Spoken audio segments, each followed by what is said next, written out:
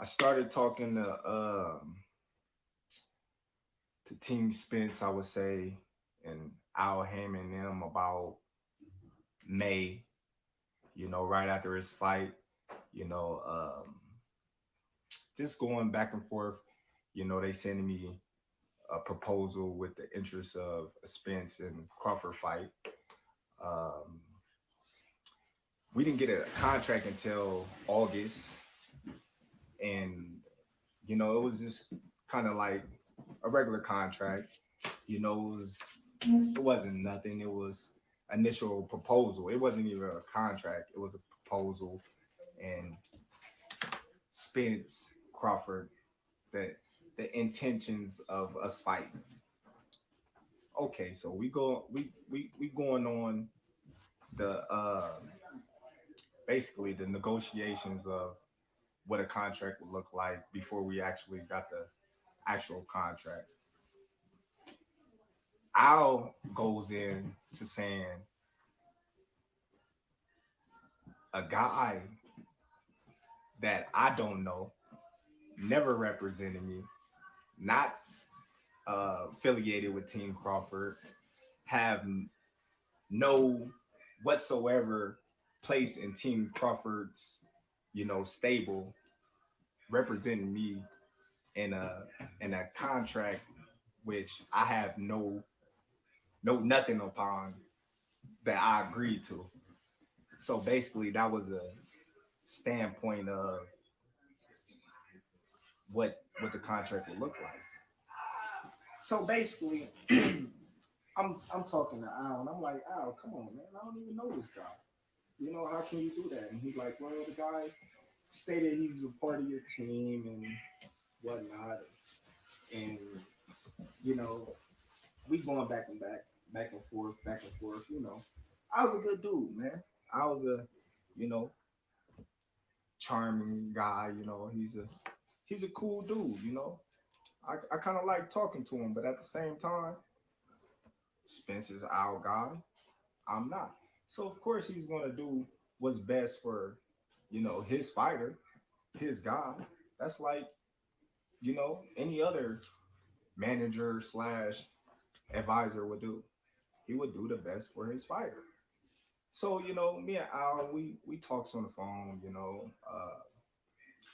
I get advice from other guys in PBC. They tell me, you know, um, be careful, make sure the deal is right. Uh, they tell me make sure you don't get fucked. Just normal things from guys that's in they stable that I'm friends with. I honestly can say I'm friends with. So, we going on and on. And of course, me and Al, we going back and forth about, you know, the numbers. We're not going back and forth about anything else. We just going back and forth about the numbers. All in all, I have two companies, that reach out to me that, you know, wanted to give me and Spence $25 million guaranteed. $25 million guaranteed up front. So a real guy like myself, I call Spence. Hey, bro, look, listen. You know what I mean? I got this company that's willing to give us 25 million a piece, guaranteed. What's up? What you gonna do? He like 25 million. What about the back end? I'm like, dude, listen. If they make their money back, then we get 80-20. You know what I mean? It's simple math. I said, man, we got people all buying. I mean, still in the fight. They got the fire sticks. He laughed. He like, man, I got a fire stick too. I'm like, see? I'm like, man, ain't nobody really buying, pay-per-views no more. I said, man, we get this upfront money and we good. It's a no-brainer. You know what I mean? But one thing about me and the different, I would say the difference between me and the difference between Spence is I'm really my own boss now, and he's not. He got to go through Al. He got to go through, his team and ask them, if he can do certain things that I don't have to no more. Yeah, I might have had to when I was with Top Rank because I was signed to Top Rank and they was my promotional company. So of course I had to go to Top Rank and ask them to get me this fight or do this for me or do that for me because I was obligated to do certain things by their standard because I was signed to them. But now that I'm a free agent and I'm free to do whatever I want, I'm the one sitting at the table. I'm the one that's talking directly to these high individuals. Errol Spence not talking to Terence Crawford about the fight. You know what I mean? Errol Spence wasn't at the table. Errol Spence can't tell you or show you a contract that says Terence Crawford, Errol Spence. That he was there on the negotiations of. He can't do it. So he had to go back and ask Al for permission, if he can, take this big chunk of lump sum of money to fight Terence Crawford, which he didn't call me back. So I proposed it to Al. I hit up Al. I'm like, Al, listen, man, I got this big hedge fund company out here. You know, they claim they know you. Not one, but two. Not one, but two. Two companies willing to put 20 plus million in both of our pocket, guaranteed. Al tell me straight up, I'm not letting nobody touch this fight. Like, all right, cool. But I'm like, why? He like, why would you want to put a ceiling on yourself? Why you want to put a cap on yourself? I'm like, well, that's not putting a cap on myself if this company is taking a risk. And risk, high risk, high reward. If that's the case, I can't seem to see a fight that's been doing millions, since Floyd and them. So, that was an altercation, you know. I asked Al, I said, since this fight is dragging on with me and Spence and we can't get things together, why don't I come out and meet you with my lawyer and we just wrap it up? Just me and you and my lawyer. Al said, his mother was, not doing too well, and I honor that and I respect that. Family first. I'm a family oriented type of guy, so I know what it is, to you know put your family first. So I'm cool with that. But then again, as negotiations still drag on, and I had stated that I wanted to fight in this year. Um, I asked Al again because we seemed like we wasn't getting nowhere. So I asked Al. I said, Al, listen, why don't you get Spence and you, since you his representative, and I'll get myself and my lawyer, and we just make this fight. Anything we gotta do, we can do it right there and sign, seal, deliver. And Al told me straight up, that ain't never happened in the history of ever, where two fighters sit down at the table and they come to an agreement and they get a fight made like that. Not even Floyd Mayweather and Manny Pacquiao. So I'm like, okay, well, it's the first time for everything. I never heard of a fighter ever taking zero guarantee in a fight. I never heard of a fighter of a 4 rounder taking 0% of a guarantee. That is something that's new to me, but that's something that I was willing to do to make this fight happen. A lot of people, they say, "Oh, well, Terrence, you ducked," or "Terrence, you did this and you didn't want to fight Spence." I'm the only one that was taking all the risks. You know, I told him, "All right, cool. I take no guarantee. I take, the less end of the money. You know, whatever it is you want, I'll take it because that's how much confidence I got that I'm gonna beat that man. That's how much confidence I got. I'm gonna beat that man. So, Even though I know I was getting fucked in the long run, I just, wanted a little transparency. I said, okay, if I'm gonna bet on myself and I'm gonna go against all the odds, then I wanna, what I mean, a little transparency. Of course, I wanna be able to write off on, you know, things that's gonna affect my check.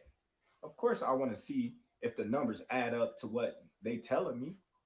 You're not gonna go in.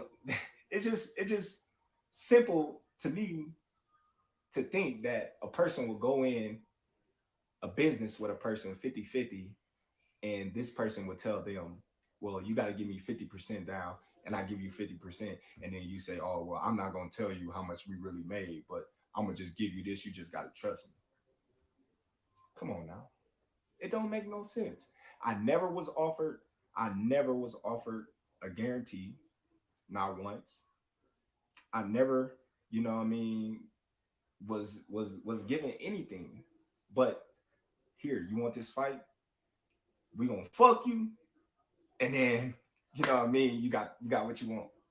But that's how much confidence and faith I have in myself. I took it all. I took it all. I took the risk.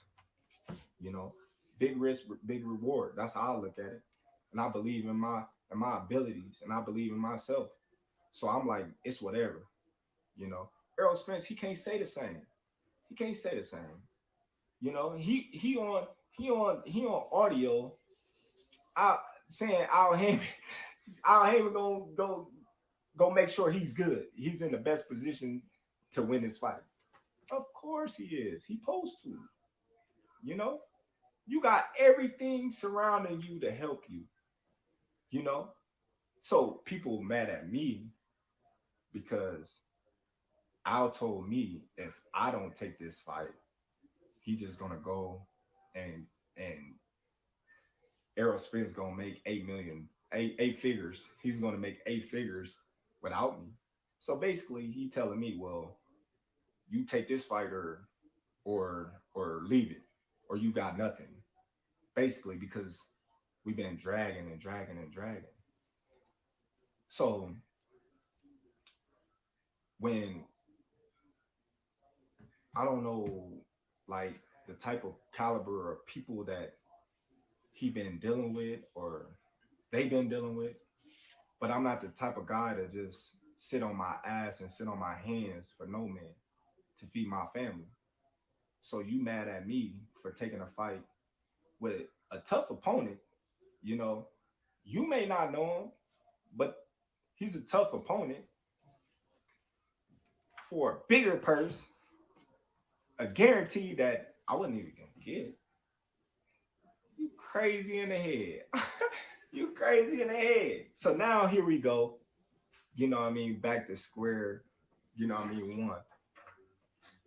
Like, what do you really expect? You expect me to be disrespected, ran over, stepped on, and just sit there and just take it?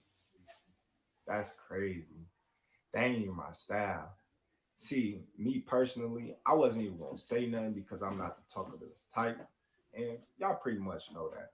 But sometimes, you gotta say what's real. You gotta say what's on your mind, and you gotta stop letting these people just do what they want with you. A lot of people say, well, did he ask to see Bob Arum's books? Did he ask for transparency with Bob Arum? No, I didn't. You know why? A lot of y'all probably don't even know why. But I was signed to Bob Arum. I wasn't my own boss. I was given a guarantee on every single fight that I fought for Bob Arum in Top Rank. That's the difference.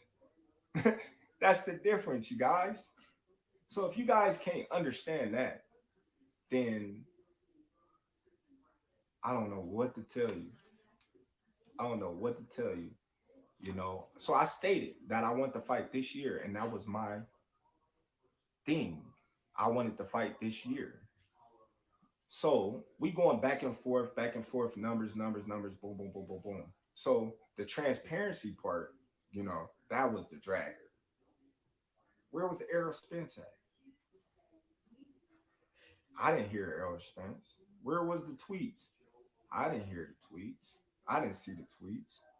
Where was this guy at? He was under a rock. If you're a real one, like you say you is, like the truth, you'll come out and tell the truth. You tell the truth, buddy. Come on, man. I called you and told you, listen, got this bread on the table, man. What are you doing? What is you doing? You're not your own boss, my dude. So stop saying that you your own boss. Stop saying that you the truth and you this and you that, but you got to answer to a lot of people, my dude. You got to answer to a lot of people, and I'm not knocking that. I'm not knocking. You know what I mean? It is what it is. They got you to where you is now. They got you to where you is now. But I don't know.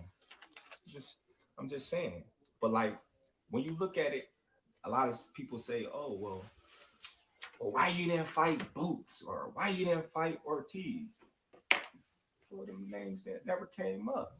I would have fought them names in a heartbeat. Come on, man. I'm the best fighter in the world. Who you think I am? Who you think I am? I'm the best fighter in the world. I always fought in my mandatories. I ain't never ducked my mandatories.